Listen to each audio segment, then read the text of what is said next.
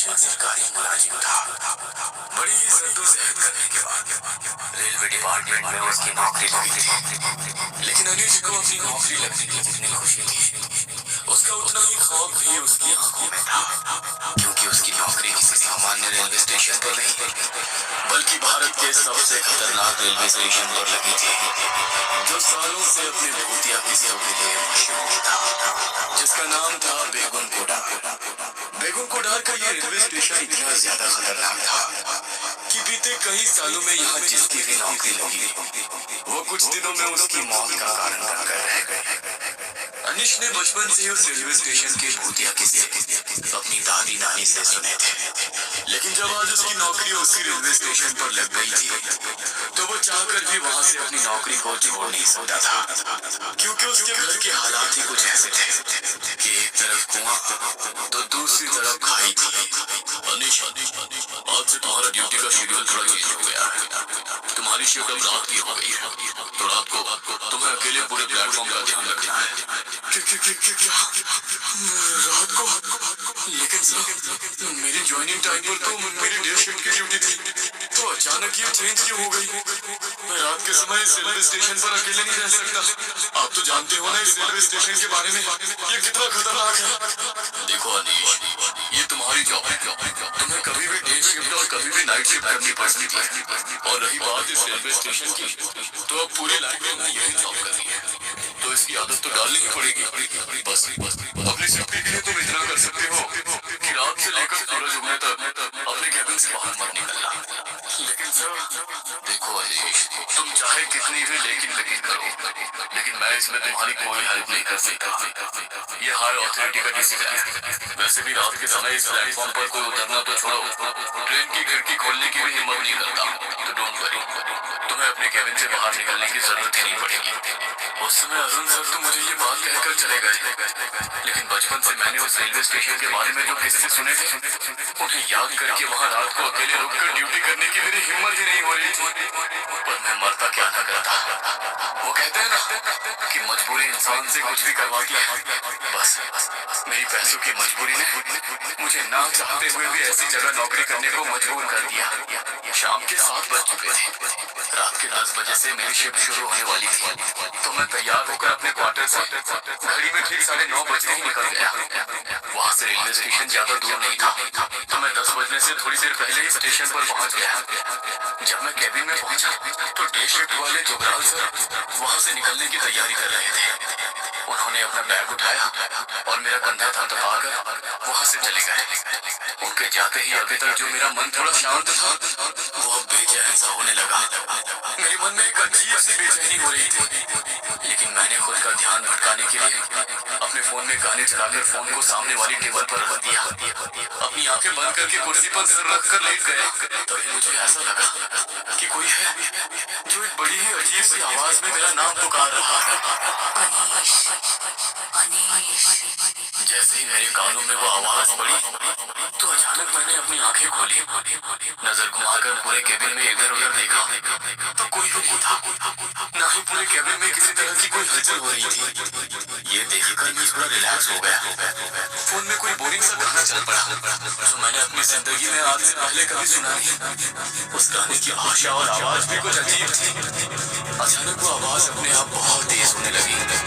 उसे सुनकर ऐसा लगा कि मानो मेरे कान के पर्दे फट जाएंगे। मैंने गाना बंद करने के लिए जैसे ही हाथ में अपना फोन उठाया, तो मेरे फोन की पूरी स्क्रीन बिल्कुल ब्लैक हो गई।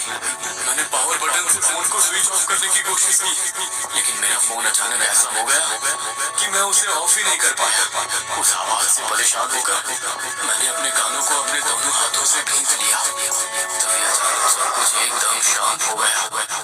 मैंने जैसे ही अपनी आंखें खोली, तो मुझे ऐसा लगा कि मेरे केबिन के दरवाजे को मानो जैसे कोई बहुत जोर से खटखटा रहा हो।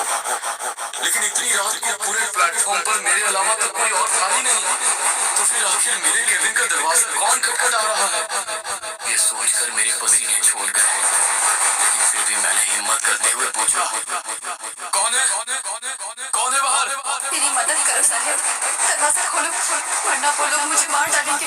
बचा लो मुझे। अरे, ये तो किसी लड़की की आवाज है, लेकिन इतनी रात को कोई लड़की यहाँ पर क्या कर रही है? नहीं, ये सब चिल्लावा है। मैं दरवाजा नहीं खोलूंगा। ये सोचकर मैंने दरवाजा नहीं खोला और चुपचाप अपनी कुर्सी पर ही बैठा रहा। तभी वो लड़की मेरे केबिन का दरवाजा और जोर जोर से खटखटाते हुए मदद की गुहार लगाने लगी। प्लीज मुझे बचा लो, वो मार डालेंगे मुझे, खोल दो दरवाजा। उसकी इतनी तेज होने की आवाज सुनकर मुझे ऐसा लगा कि सचमुच कोई लड़की मुसीबत में है। इसलिए उसकी मदद करने के लिए मैंने अपने केबिन का दरवाजा खोल दिया। दरवाजा खोलते ही सामने देखा तो मेरे सामने दूध की जैसी सफेद इतनी खूबसूरत लड़की, मानो कोई अप्सरा उतरकर मेरे सामने आ गई हो। उसे देखते ही मैं उसकी खूबसूरती का कायल हो गया। मेरे दिल दिमाग पर जैसे उसकी खूबसूरती का सम्मोहन छा गया। वो मुझसे रोते हुए क्या कह रही थी, मैं ये समझने की सुधरिक हो बैठा। तभी उसने अचानक अपने हाथों से मुझे पीछे करते हुए मेरे केबिन के अंदर आकर दरवाजे को बंद कर लिया। प्लीज आज रात मुझे यहाँ छुपा लो, सुबह होते ही मैं यहाँ से चली जाऊंगी।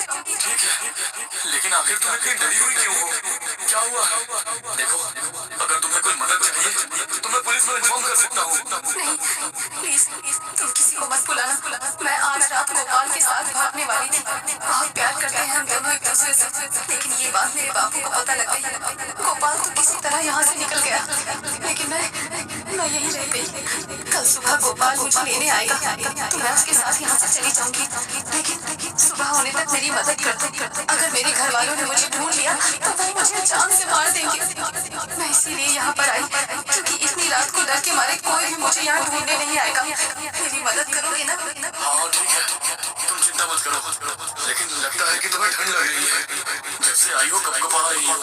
तुम यहाँ बैठ जाओ, तब तक मैं तुम्हारे लिए चाय लेकर आता हूँ, तुम्हें अच्छा लगेगा। उसे वहाँ बैठा कर मैं केबिन के किचन में उसके लिए चाय बनाने चला गया। चाय बनकर तैयार हो गई थी।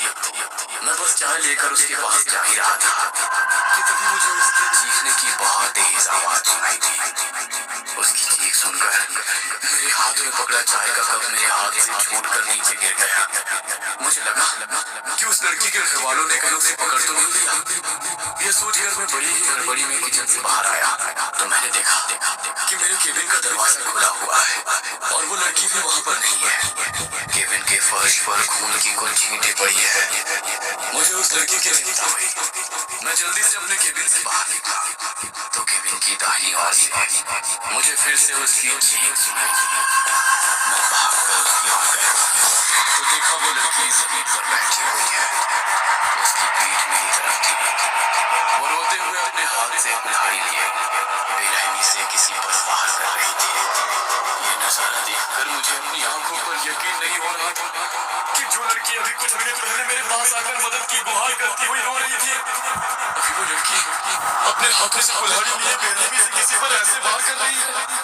ये देखकर मुझसे रहा नहीं गया। मैंने उसे आवाज लगाई, ये क्या कर रही हो तुम? किसी को मार डाला क्या तुमने?